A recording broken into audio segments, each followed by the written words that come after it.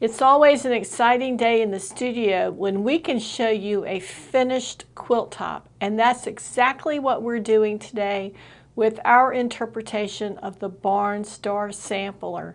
Join us right after this and we'll see it.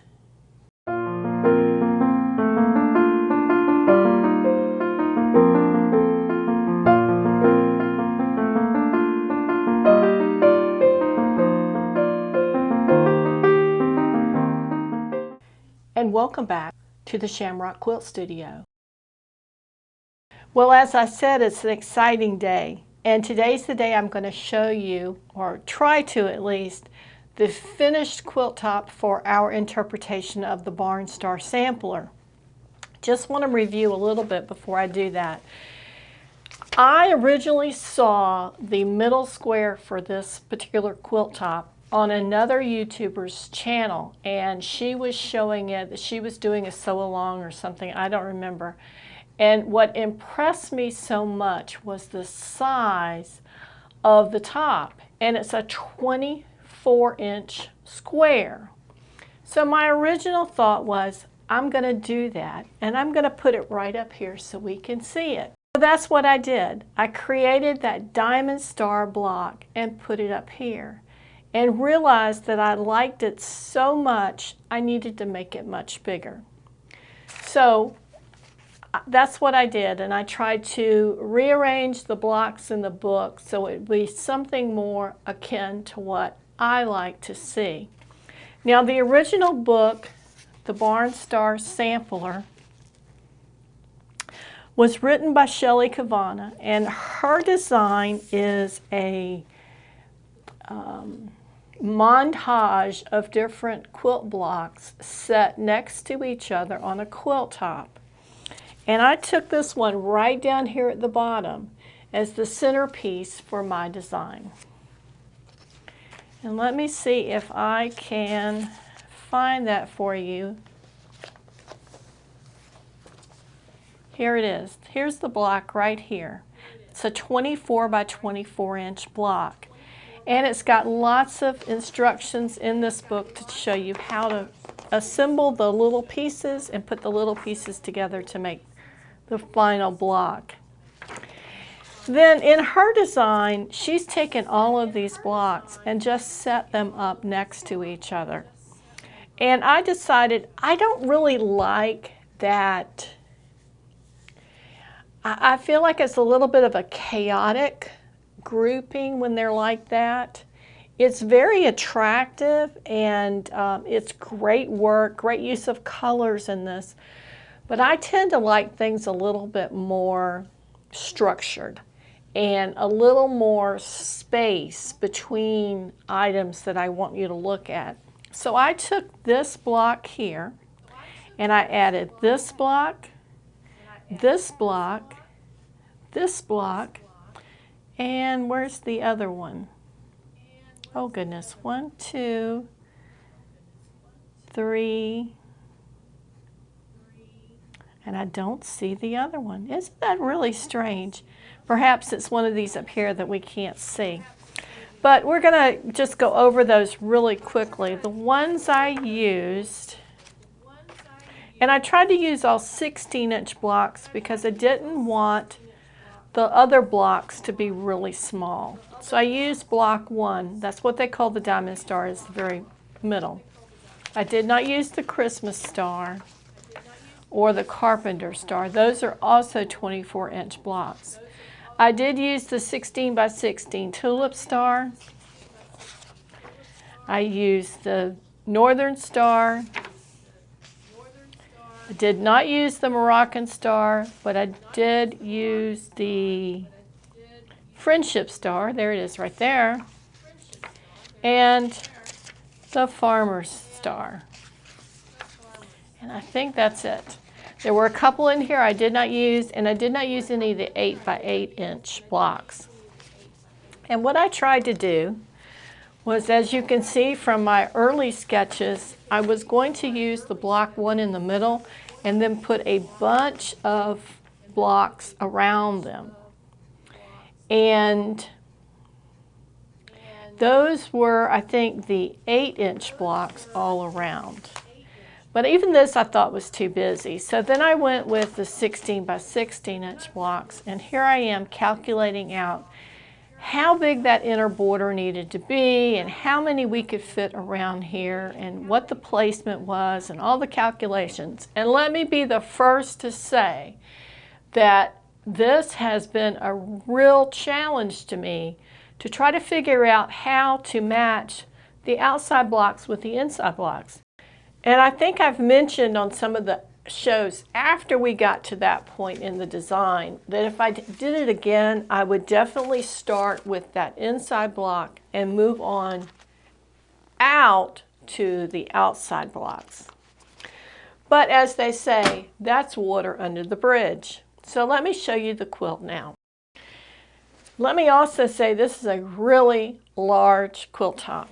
I would say this one is verging on king size. It may not be actual king size, but it's pretty close. So unfortunately, I'm not going to be able to show you this center block. Well, maybe I can. I want to try to keep it as folded as much as I can until I can completely spread it out, because it's somewhat pressed. Not all of the wrinkles are out, but it is pressed enough so that it looks neat. So let's see if we can get this opened. There we go.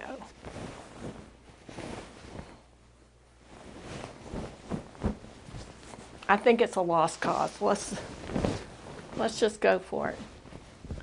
There's the center block. That's the diamond star, 24 by 24. And then onto this, what we did was we added a border to bridge the gap between that center block and the outside blocks. And that's the border.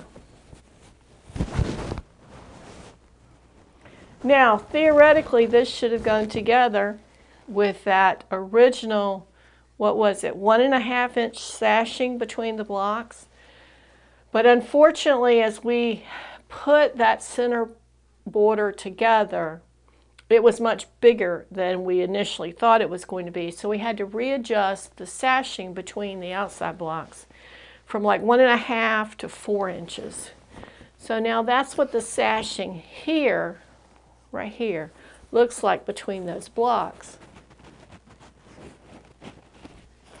I think that's very attractive. And then this particular block, I think this is the farmer's star. It's in all 4 corners. So when it lays on the bed, that's what you're going to see at the corner. There are 4 16-inch blocks. And the way they're designed is that across every row you see 5. We start with the farmer's star and we end with the farmer's star. And my arms just aren't that long. So let's talk about this a little bit. First of all, overall impressions of the book and the patterns. Everything I did was pretty clear. I think there was one block that tripped me up just a little bit in what we needed to cut. And I ended up cutting too many of one size out of the wrong fabric. But as we went along and we did the smaller 16-inch, I think that was the big one. As we did the 16-inch blocks, I was able to reuse a lot of those pieces. So in my leftover fabric, I don't have that many pieces that were miscut. There is a small stack of a particular size that I never used again. But my goal is to create some type of decorative pillowcase that will coordinate with this. So I'll probably try my best to use those pre-cut pieces in that particular project. And right now this is full of strings. So if you see some crazy things on here, it's because of the strings. And it also needs to have a lot of those clipped if they're not free strings. Usually I'll do that when I'm getting ready to quilt. couple of other things. It would have been easier, I think, to have had a really true, clear plan before we started, so that some of the things we thought we were going to do and just ultimately decided we weren't would have gone faster and smoother. I know that taking out the sashing that I had already put in was probably about 3 hours of rework in both getting those seams ripped out and getting new ones cut and sewn back on. So that was certainly something that was on me, that I thought that was going to work and it didn't. So next time, a little more carefully calculating sizes and thinking through things would be helpful. I think sometimes in this environment we're in, where I'm trying to get a video out to you every week, I feel a bit pushed, and sometimes that's when that happens. But nevertheless, it did turn out very nice. The tulip block, if you do the tulip block, please know that those little tiny pieces right here on the very corners tend to want to pull in. So in those 3 pieces right there, I would tell you to make them a little larger than what they say to cut them as, or make your seams just a little bit skinnier so that you've got some extra room, and press them really well. And then once that 3 block square is done right there, then trim it again if you need to, and then put it in. They tend to want to pull in. I think it's because they're small pieces and then they're at the corners. So make sure you get that stretched in place really well. What else can I tell you about this? Some of the blocks were easier than others. For me, the ones with the flying geese were not pleasant to do. I don't ever enjoy flying geese, and I think it's those diagonal seams and you're trying to match them, and for some reason when I sew them, I can never make that diagonal seam come right out of the point unless I do it really, really slow. And when I'm working on a big project, of course I don't want to go slow. I want to get it done. I want to see what it's going to look like. So that would be my point about that. Some of the others went together really quickly. There were flying geese in a lot of these blocks. Fortunately, there weren't so many that it was annoying. It was just a little time consuming and challenging to get those seams in place.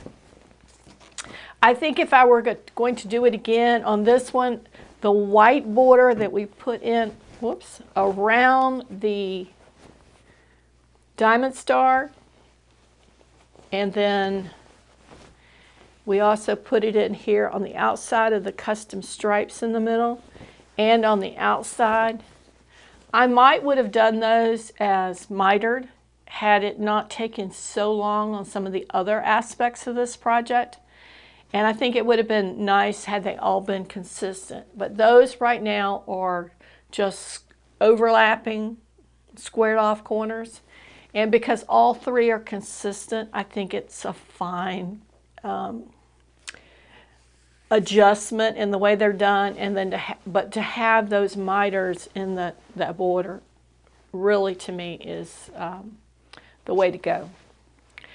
Okay, so we're done with this. Overall, I enjoyed the project. I really like the way it looks. It's a little more in keeping with my style versus all the different blocks all together. It certainly is a larger project than I originally intended to do, because I started out with something that was going to be 24 by 24 and hang up here. But that design on that center block was just so intriguing. To me, it has a bit of a Native American look. It also has a little bit of an astronomical aviation look to it, and I think that's all of the angles and the motion that these corner blocks in here create for me. It's a feeling of movement in there. It was just too nice, too pretty, great color combinations, which when I went shopping for this fabric, I was looking at what was described in the book, what they were using, and what my options were, and I kept saying, are these really going to go together? But they worked out really great. And where I had to substitute this little polka dot fabric, it was one that was on clearance. I bought every bit they had because I didn't want to run the chance of going back and there wouldn't be any. And it was very important to the quilt, and because I had so much, then when I was deciding on colors for these outside blocks, I tried to use it as much as I could. Some of the things I don't care for. The main thing is this block right here. It's not that I don't like it, but if you look at it versus this block, this one just looks so much smaller. And I think it looks smaller because the outer elements of the block are the polka dot fabric, which is very bright and very neutral in its density, but also it's so similar to the background fabric that unless you're up close and personal to it, you may not see those polka dots, and it makes the block look smaller. That I don't care for. But there really wasn't another block in the book that I thought fit the angular look of all of the blocks. The other ones were very dense and almost kind of round in shape. So I went with this even though I wasn't super happy with it. I ended up liking this block lots more than I thought I would originally. And I think it's because of the color combinations and how they shine. This is one of my favorites. I'll probably use this block on other projects in the future because I do like it a lot. The Tulip block I like. It's a really big block, contrasting with the tiny one. But all in all, it was a great project, a great learning experience. I learned a lot about calculating quilt sizes with this and how, I'm going to say it again, how to manage that little block, or not little block, but center block versus outer block, and how to calculate it to come together. Great lesson for me in that, and I apologize if along the way I told you something and then I had to correct it. I am going to try to have some type of little document in our community forum in the next week or two that kind of reviews things that we did and then we changed. I think the main thing we changed was the size of the sashing, and also our plan not to miter that turned into the mitering on that inner border. I did add I think it's a 3-inch. Let me double check. Okay, it was a 3-inch piece that I added along the outside as a final border. And the reason for doing this is so that when we're quilting and we're adding the binding for this, we're going to be sewing binding onto what will be a continuous piece of fabric versus a pieced section of fabric where we're having to deal with a lot of seams that could come open. This kind of buttons it up a little bit and allows those seams to join to something bigger. I think it will make the quilt edges stronger and they'll be less likely to come apart. So join me. I'm going to go put this on that bed and show you how it looks. It's a very cloudy day out today, so I'm not sure how well our lighting will light it up, but bear with me and we'll see what we can get from that.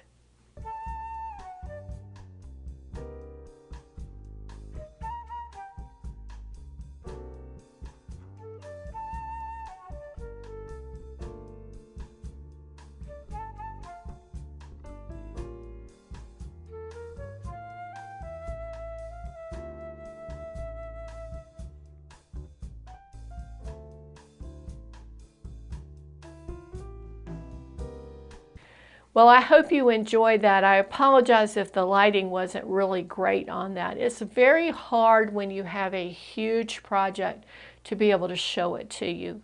And this is definitely a case of that. I think it would look better. It will look better once it's all quilted. But that's going to take a while, and I don't want to make you wait to see the final project.